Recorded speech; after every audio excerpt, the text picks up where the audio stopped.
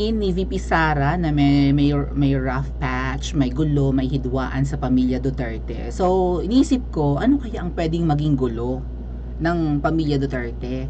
Well, si Pangulong Duterte naman, yung tatay ni VP Sara, ay nagsalita na rin 'di ba sa SMNI na hindi sila nag-iimikan ni VP Sara. Nag-iimikan lang sila doon sa parang pagkikita nila sa puntod ng inilibing na kapatid ni Pangulong Duterte. No, na parang namumugto nga yung mata ni VP Sara doon.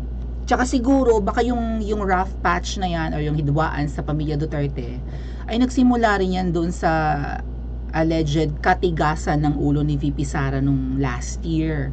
And even before that, like ano nung ng filing of candidacy na siguro, so 2021, yung filing of candidacy mga nasa October, November yan most probably November, no?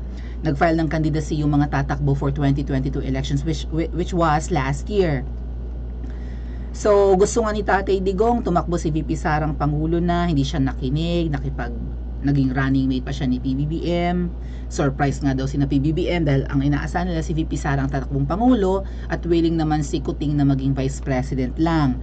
Pero nanindigan si VP Sara baka na-pressure ka lang nun ha.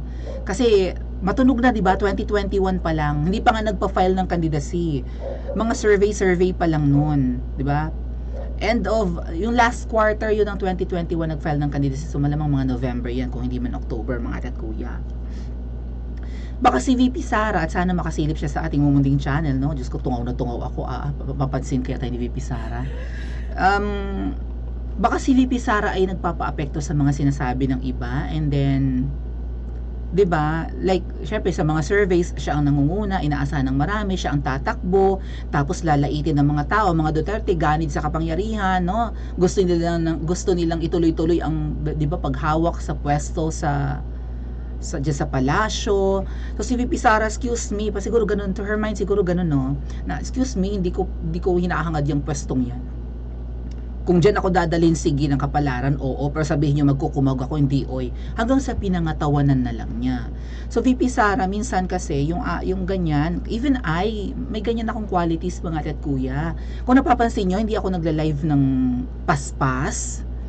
'Di ba? Hindi ako nagla-live na katulad si Mrs. nga yata parang no, ilang beses mag-live sa isang araw, which dapat kong ginagawa, 'di ba? Na kasi sabi nila nagla-live lang daw ako for sa harapan daw ay okay, mamaya nagla-live lang daw ako for monetization or something, 'di ba? Para lang daw sa nagla-live lang daw ako for bayad ng YouTube, ganyan. Sabi ko, Diyos ko, kung pera ang hinahangad ko, di dapat oras-oras na ako nag-live, which is, di ba, dapat ganun. Kung gusto ko ng pera, di oras-oras, kahit natutulog ako, takabukaka ako, ila-live ko na yan, may isisilip naman sa channel ko, magbabayad naman ang YouTube. Di ba? Kaya lang syempre marami ako iniintindi, mag-isa ako, 'di ba? Mag-isa lang ako, I live alone. So akin lahat, 'di ba? Pagluluto, paglalaba, ganyan, paglilinis. And all that, errands, household chores akin. So yeah. And also, magre-research ako kung ano pang ginagawa ko, akin lahat. Wala naman akong researcher, wala akong manager, wala akong, 'di ba? Wala akong video editor at kung ano-ano pa, wala akong technician if you may. So akin ang lahat. So, ang pwede lang talagang maging oras ko for my live streaming hanggang 2 oras lang. Hanggang nga po, tinitipid ko nga, di ba? Hanggat maaari, ayoko nang abuti ng 1 hour. Although, ang dai kong nire-ready, ang daing issues na nangyayari na kailangan magbigay ako ng reaction, di ba? Ang dai kong gustong ibigay na opinion, hindi ko pinapaspasan kasi nga, parang naapektuhan ako somehow ng mga sinasabi ng iba, nagla-live lang yan for bayad ng YouTube. Sabi ko, excuse me, kung gusto ko ng bayad ng YouTube, oras-oras mo ako makikitang naka-live. Pero hindi naman ako dapat magpa-apekto sa sinasabi ng mga yun. Yan ang magbayad ng YouTube. Parang ano lang yan incentive lang. Kasi syempre, di ba, we're spending hours to do research, makibalita sa mga recent ganap. Ang mga vloggers ganun, naggumagastos ng mga dekalibreng equipment para makapag-live ng maayos, sumasablay pa nga. And of course, nilalagay namin sa risk yung buhay namin. Maano man lang bang, di ba, yung oras namin, yung effort, yung risk ay maibalik man lang ng YouTube sa katiting na amount. Ay kaliit-liit kong vlogger kung tutuusin. Kumusta naman yung mga vloggers na hundreds of thousands na ang followers? Kumpara nyo nga yung posible kong kinikita dito sa YouTube sa kinikita ng mga hundreds of thousands ng followers. May mga vloggers 200,000 na ang followers, 400,000, yung kaibigan kong vlogger millions na ang followers. Kaya na ba mangyayari yun? 'Di ba? So masyado akong naapektuhan sa mga panghusga ng mga pinklawan, ng mga bashers na ganun. Pero kung iisipin nyo, tungaw lang ang kinikita ko dito. 'Di ba? Tungaw lang, hindi pa nga ako qualified for yung income tax kineme. Yung 'di ba? Yeah, hindi pa nga ako qualified magbayad ng income tax. So, hindi pa ako umaabot sa threshold ng pagbabayad ng income tax. Dahil nga maliit pa lang at babago pa lang akong vlogger. Masyado ko nagpapa-apekto samantala yung mga kilala kong vloggers, feeling ko dun yung iba tax evaders na. Laki-laki na kinikita nila, 'di ba? Papa-apekto ako tapos yung diskarte ko sa buhay, yung pwede ko pang marating sa buhay, hindi ko magawa-gawa dahil nga masyado ako nakikinig sa 'di ba, sa mga opinion ng iba. So sana si VP Sara hindi ganoon. And also going back sa gulo ng kanilang pamilya bago tayo manood ng video kasi nabalita po talaga ito. Ay yun. Anyway, depende sa 'di ba, pamilyang Pilipino. Depende naman sa kung sino man yung involved sa mga clash of 'di ba? Members of the family. Kasi sa amin mga ate at kuya, minsan kahit hindi na pag-uusapan, lumilipas ang sigalot. Ganun kami. Hindi kami verbal na mga tao. Ako lang naman yata yung madaldal.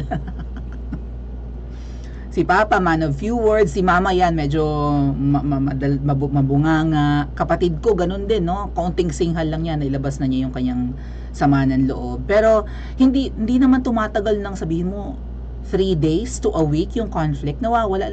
Natatapos naman. Kahit hindi na pag-uusapan, nawawala. Kasi nangingibabaw pa rin yung, di ba? Pagiging magkapamilya. And nakakatuwa kay na VP Sara, kung meron man silang gusot, inamin niya, what about yung gusot ni Nakuting? Even Senadora Amy, hindi niya aminin kung hindi pa magsalita si Direk Daryl Yap. Di ba? Eto nga po yung mamaya ko na ibigay yung aking dagdag na opinion kung bakit meron silang gulo, okay? Or merong hidwaan sa pamilya Duterte, which hindi naman natin nahalata kasi kung pakikinggan nyo naman ang ating Tatay Digong, ay protective naman, ever protective of VP Sara. So saan banda ang gusot? Aside from nung mga nakaraan. 'Di ba? Okay, let's listen. Sinabi ni Vice President Sara Duterte na may pinagdaraanan ngayong problema sa politika ang kanilang pamilya. Nakatutok si Jonathan Anta. It is true that we are the political family, our political side of our family is going through a rough patch right now. Yan ang pag-amin ni Vice President Sara Duterte kaugnay sa pinagdaraanan ng pamilya Duterte. Hindi na siya nagbigay ng karagdagan detalye pero nagpapasalamat daw siya na magpakita ng suporta sa kanila si Senadora Amy Marcos.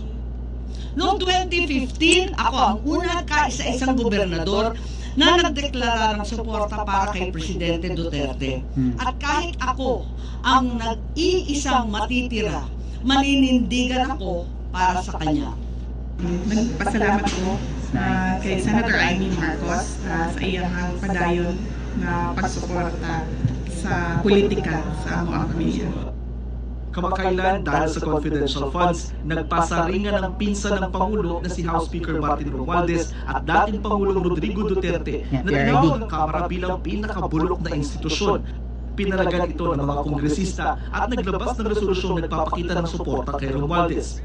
Pero hindi pumirma sina Pampanga Representative Gloria Macapagal Arroyo at Davao City Representative Isidro Ungab kaya tinanggal sila bilang Deputy Speakers. Kilalang malapit ang dalawa kay Vice President Duterte. Wala akong comment sa pag-remove, but I have a comment as their friend. Congressman Sid Ungab and Congresswoman Gloria Macapagal Arroyo has my full support as a politician and as a friend. Kaugnay naman ang lumulutang ngayon na tambalang Sara Amy sa 2028 presidential elections. Okay ba kayo sa Sara Amy or Sara Go? Comment nyo nga. To speculate right now what will happen in 2028. masyado pa rin daw maagang Kamukha siya pag-usapan dito ni kung Carla hihingi siya ulit ng Estrada, no? confidential funds sa susunod na taon. Okay, parang sa biglang tingin, parang kamukha ni Madam, right, kahawigin ni Madam Carla Estrada dito si VP Sara. So siguro kung may Direk Daryl Yap. Anyway, nandun na pala si Ma'am Carla Estrada sa sa cast ng ng Made in Malacanang. Pero kahawigin niya dito biglang tingin. So pwedeng Carla Estrada, pwedeng Aiko Melendez ang gumanap kasi yung ma'am isa-shoot na lang next year kasi hindi natuloy ngayong nakaraang September. Baka makita nyo ako sa Ma'am Direk Daryl Yap. Wag mo akong gawing cast ng mabuhay, aloha, mabuhay. Baka isama mo ko sa Hawaii. Huwag ka naman. Mamimit ko yung bonggang magpakulay dito na si My Friendly Cat sa channel natin. Direk Daryl Yap, baka Madam Elizabeth Oropesa, baka mamaya ilagay ako ng Direk Daryl Yap sa mabuhay, aloha, mabuhay. Tapos isasama nyo pa ako sa Hawaii, ha? Wala akong swimsuit na maganda. Anyway, going back. So, yeah, nabanggit dito yung tinanong pa si VP Sara, kung totoo ba yung lumulutang na speculations na mayroong Sara Me or Sara Aimee in 2028. Sabi nga niya, napakaaga po. Totoo naman talaga, napakaaga. At saka dapat kung ikaw ay hindi lutang ngayon, Kuting, kung may mga usap-usapan ng Sara Aimee tandem in 2028,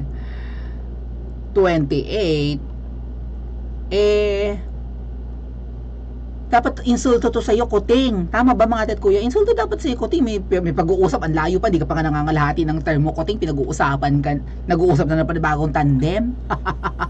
Paano kasi, pamumuliti ka agad ang atake ng pinsan mo, Kuting, kay VP Sara. Ngayon, yung sigalot sa mga Duterte going back. Sa tingin ko, baka si Pangulong Duterte nag-e-express ng kanyang dismay, di ba? Lalo na dun sa pag-give up ni VP Sara ng kanyang confidential funds. Kasi pwede naman ni VP Sara i-insist yun Pwede, no? Di ba? Hindi na niya ipipilitin. Di ba? Recent balita about confidential funds. Hindi na niya ipipilit na magkaroon siya nun next year, sa next year's budget. Ngayon, baka kay Pangulong Duterte, ilaban mo. Baka ganun ang advice sa kanya. Laban mo yan nang malaman kung sino ang kakampi mo. Okay, 2 lang yung kakampi mo sa lower house out of 312 congressmen. Ilaban mo yan at tingnan mo kung sino ang kakampi mo pagdating sa Senado. Magkaalaman ang mga totoong kaibigan. Kasi kailangan mo yan. Baka ganun, no? Well, opinion ko lang tumatat, kuya, pwedeng hindi rin.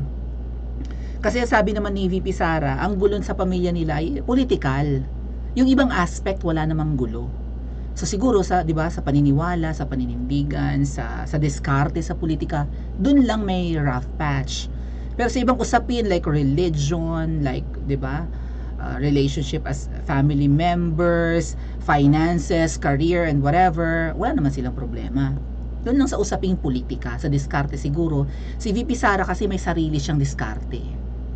Hindi siya, although pareho silang okay ni Tatay Digong as leaders, kaya nilang patunayan, hindi siya sumusunod sa yapak ng tatay niya. Maybe sa paningin ni VP Sara, ang diskarte ni Tatay Digong ay classic and she has her own, di ba, modern strategy for her to, di ba, succeed as a politician and public servant. Baka ganun. Baka matigas nga talaga ang ulo ni VP Sara.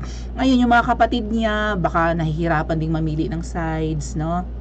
Baka yung isa sa kapatid niya kino-convince siya na sumunod kay PRRD, yung isa pang kapatid na lalaki, sige, suwayin mo at meron ka na, alam mo na ang ginagawa mo. So may turmoil of some kind sa kanilang political aspect sa pamilya. But in the end, syempre magkakapamilya yan, 'di ba? Alam naman nating may matutuwa, dalawang thumb ang matutuwa, Thumbelina at saka si Thumbaloso ang magiging masaya. So it's a matter of adjustment maybe, right? Maybe adjustment of principle, ganon. Baka kailangan makinig kay Tatay Digong, baka ina-advise ni Tatay Digong, baka maganda naman yung advice ni Tatay Digong, kaya lang sa dami ng inaasikaso ni VP Sara, she sticks to her plan or strategy siguro. So talagang hindi nga sila mag-ano, hindi nga alpha female ba tong tawag na? Alpha woman or whatever. Parehong mga leaders PRRD and VP Sara. So pwede talagang, 'di ba, pataasan din ito ng pride. Pataasan, hindi naman siguro pataasan ng pride, but yeah, maybe VP Sara wants to prove to her father that yung kanyang diskarte ay papunta rin sa success, ganyan. Pero paminsan-minsan siguro makikinig sa tatay, no? Ay intelihente ang ama 'di ba? Subok na ng experience. Oo. And kung hinahangad man kung hindi hinahangad pero magiging kapalaran ni VP Sara ang maging presidente ng Pilipinas, ay sino pa ba ang pwede niyang dapat pakinggan na pinakamalapit sa kanya kundi yung dating presidente ng Pilipinas na tatay naman niya, 'di ba? So ano pa yung mga gulo? Usually lang sa mga strategies lang 'yan. Hindi naman ito yung talagang away ng mana, away sa yaman. Yun. Maliit lang na, 'di ba? Maliit lang na chunk ng buhay nila ang politics. Kaya kung ano mang gulo 'yan, kaya nilang ayusin, no? It's a matter of pakikinig maybe. Kahit hindi sundin sa pakinggan, pwede rin naman 'yon. Communication ika. Ay kumusta naman yung pamilya ni Kuting? Kaya bang aminin ang gulo sa kanilang pamilya? I-comment nyo nga po sa comment section at mag-like and subscribe din po kayo.